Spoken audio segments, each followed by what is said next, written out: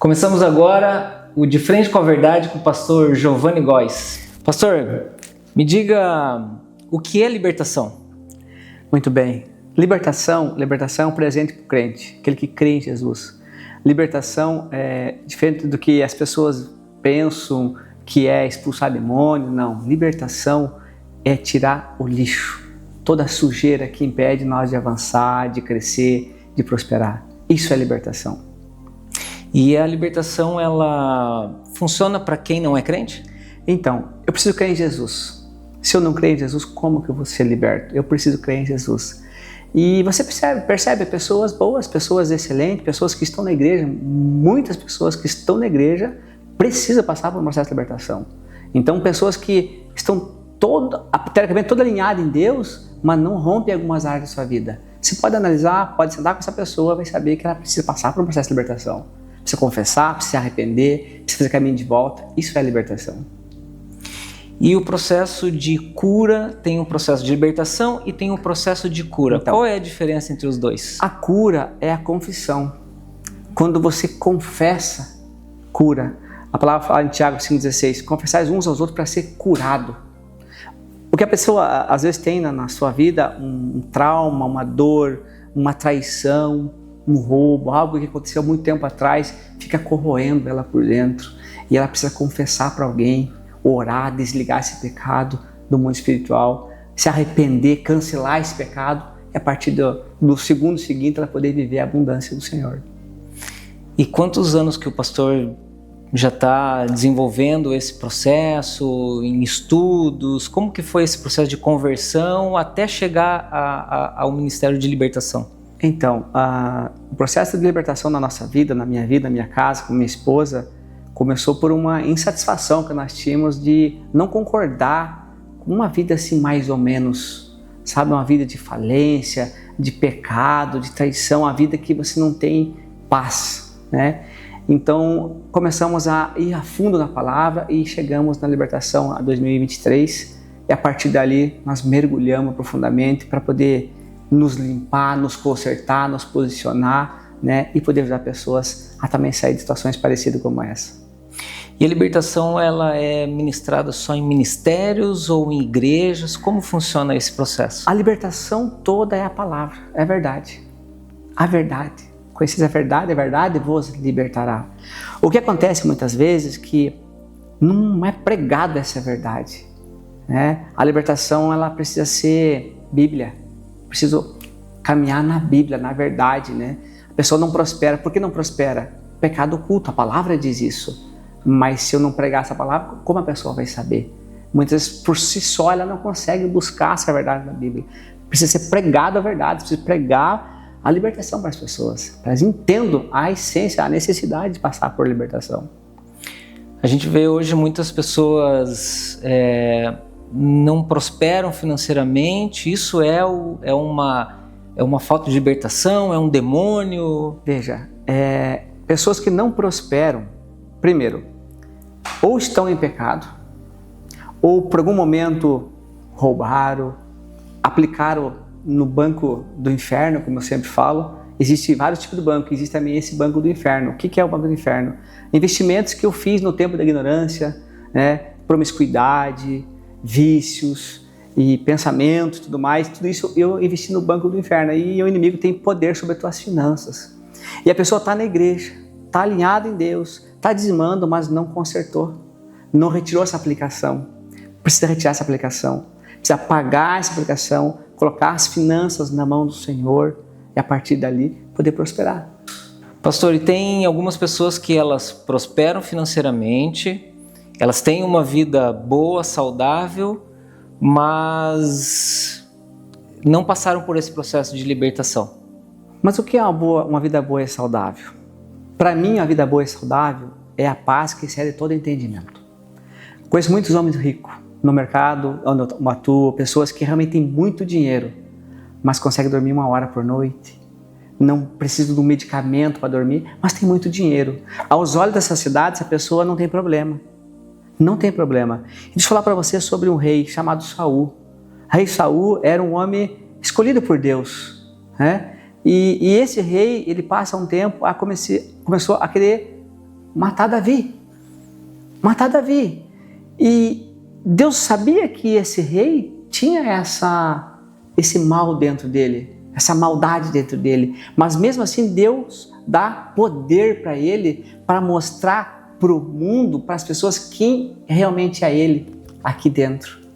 Então você conhece muitos homens que são poderosos financeiramente, hoje, daqui um pouco estão lá embaixo. Porque o Senhor permitiu que ele tivesse grana, dinheiro, muito dinheiro, para mostrar a podridão que está aqui dentro, para todos ver. Assim foi comigo. Eu acordei com R$1 milhão na conta, no dia seguinte acordei sem esse dinheiro, tudo bloqueado, muito problema. O Senhor me deu dinheiro para mostrar o que realmente, para revelar o que tinha dentro de mim. Bastardia, rejeição, erro, mentira, assim por diante. Então, aparentemente está tudo bem, mas o que é estar bem mesmo é estar no Senhor, é ter aquela paz que excede todo entendimento, é viver a abundância, é um casamento restaurado, é filho restaurado, é poder comer um alimento, não passar mal, não ter problemas de saúde. Isso é abundância. Poder deitar e dormir, saber que amanhã o Senhor vai prover todas as coisas. Isso é abundância. O financeiro está longe de ser abundante, né? Todo mundo imagina que a abundância é só financeira, né? É equívoco. A finança é um presente do crente, é um presente do filho, porque nós somos filhos, somos herdeiros, então toda herança já é nossa. Eu só preciso tomar posse dela. Eu não posso amar o dinheiro. Um inimigo do Senhor na Bíblia é o dinheiro. Eu amo o dinheiro. Quando você ama o dinheiro, você não pode amar o Senhor, entende? Então as pessoas se confundem com a abundância. Não é dinheiro, é muito mais que isso. Na libertação se fala muito de heranças. Heranças. Uhum. O pastor acredita nas heranças espirituais? Heranças benditas e heranças malditas. Né? Veja, se você olhar as repetições nas famílias, começa separação, separação, separação, morte, né? Falências, processos, vícios, enfim, todas as áreas. Você pode olhar para os seus pais, para os seus antepassados, você vai fazer um mapeamento disso. Então, a palavra diz que o Senhor visita a iniquidade dos pais dos filhos até a 3ª e 4ª geração. Até a 3ª e 4ª geração. Se ninguém romper essa maldição, continua até a 10ª, 20ª geração, certo? Então, como que eu sei que eu estou passando um processo, estou vendo um tempo de maldição? Eu olho para a minha vida. Por que eu não rompo, não acontece a vida financeira minha, meu casamento não dá certo, por que os filhos, separação, por quê? Começa a olhar para trás. Eu preciso chegar como Daniel fez, chegar lá diante do Senhor, papai, eu reconheço o pecado dos meus pais, desonrar os seus filhos, desonrar o seu casamento, desonrar os governantes, desonrar os seus líderes, né? Então eu reconheço o pecado deles, eu peço perdão pelo pecado deles e eu renuncio a essa herança maldita que estava sobre a minha vida. Você começa a viver a abundância. Você precisa renunciar a essa herança como um bem. Se o meu pai deixa um bem para mim, eu preciso reconhecer que esse bem ficou para mim e eu posso renunciar. Eu não quero esse bem, eu estou tudo tranquilo, mas eu preciso reconhecer que ele é meu. Então tem heranças benditas e heranças malditas. Eu preciso conhecer a verdade. Até a palavra fala assim, o meu povo padece porque falta conhecimento.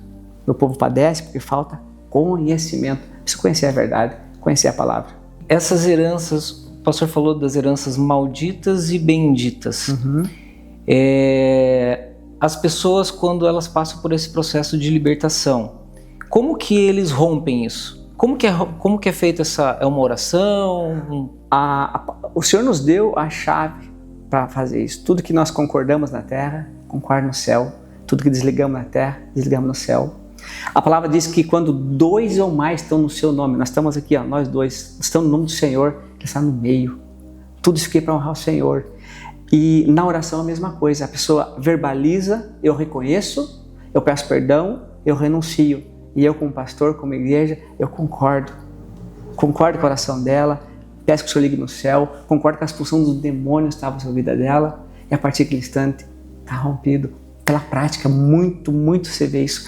Nós fazemos muita libertação aqui, fora do país, e é sempre assim. O resultado é extraordinário, porque está obedecendo a palavra. A palavra diz isso. A palavra diz isso.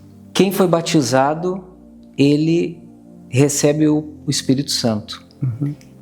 A confissão de Jesus, só com a confissão de Jesus, ele pode passar por um processo de libertação? Claro, ele reconheceu Jesus como... Então, eu primeiro preciso entender quem eu sou. Eu sou filho bastardo ou sou filho de uma aliança bendita? A palavra diz, maldito seja o leito do matrimônio. Ou seja, se maldito é o leito, então se eu sou gerado num leito, eu sou maldito. É um filho bastardo no mundo espiritual. A segunda questão importantíssima é reconhecer Jesus como Senhor Salvador. Crer na salvação. Você crê na salvação? Crê que Jesus veio nesse mundo, pagou alto preço pela sua vida e tal? Creio. Ok. A terceira coisa importantíssima, perdão. Se eu não perdoar, não tenho perdão. E o perdão vai corroer as doenças, as enfermidades, a depressão, enfim, série de coisas pela questão do perdão. Eu preciso liberar perdão, eu preciso pedir perdão. A partir daí eu consigo pedir perdão para os meus pecados. Se eu não perdoar, o Senhor não me perdoa. Se eu não perdoar, eu não tenho perdão. Entende? Então, a partir daí eu começo a confessar meus pecados, me arrepender verdadeiramente. E a palavra diz que o arrependimento é suficiente para cancelar o pecado. Olha que privilégio. Arrependimento verdadeiro, genuíno, é suficiente para cancelar o pecado. E quais as maiores heranças? Qual que é a maior dificuldade hoje que o pastor enfrenta num atendimento de libertação? Idolatria. Idolatria. O idólatra, ele não consegue escutar, não consegue entender, ele tem dificuldade de conhecer. E o idólatra, o Senhor abomina a idolatria. Ele fala que ele abomina a idolatria. A Bíblia toda está falando contra a idolatria, né? E você vê no nosso país, um país muito idólatra, né? Enfim, e nós precisamos romper isso. É a maior dificuldade da libertação quando a pessoa... E quando esse idólatra entende que ele adorou imagens que não tem valor nenhum, a Bíblia abomina, o Senhor abomina essa imagem, tem boca, mas não fala, tem mão, mas não apalpa, tem ouvido, mas não ouve, tem nariz, mas não cheira. E pior, você se torna igual a ela. Todo santo faz voto de pobreza. Não tem um santo casado. Santo Antônio nunca casou. E aí as pessoas querem viver igual a ela. E vão viver igual a ela, porque a palavra diz, quem adora essas imagens fica igual a ela. Solteiro, doente, enfermo e pobre. Espiritualmente, não consegue romper. Como que o Senhor vai inclinar seus ouvidos para a oração de um idólatra? Está adorando outros deuses. Não adore outros deuses, eu abomino. A palavra é muito clara. Mas por não conhecer a verdade, fica adorando imagens. Aí é complicado. Aí é complicado, meu amigo. É. E a diferença entre uma pessoa que está em processo de possessão e que precisa fazer uma libertação? A possessão é assim, toda pessoa que está em pecado, ela tem espíritos maus, né? Então a pessoa presa na promiscuidade, por exemplo, ela é tomada pelo demônio, né? Você vai ver Sansão na Bíblia, quem teve relação com ele não foi Dalila, não, foi Dagon, foi um demônio, né? Que teve relação com ele. A Bíblia é muito clara com relação a isso. Então eu preciso confessar.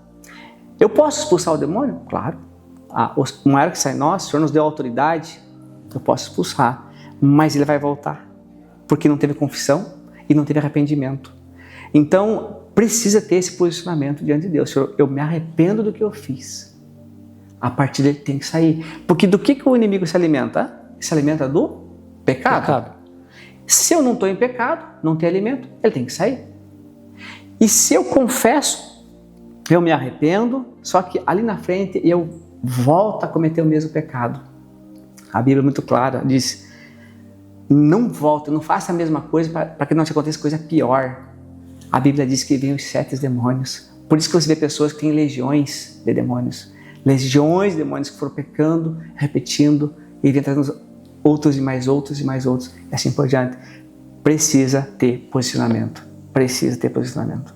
Então, a partir do momento que a pessoa faz um processo de libertação, todos esses demônios, é uma casa limpa. Foi feita uma limpeza. Casa limpa. Foi feita uma limpeza nessa pessoa. Exato. E o senhor já viu muito processo que o demônio volta e se manifesta? De que forma isso? Ele vai voltar por quê? Ele vai passar fome.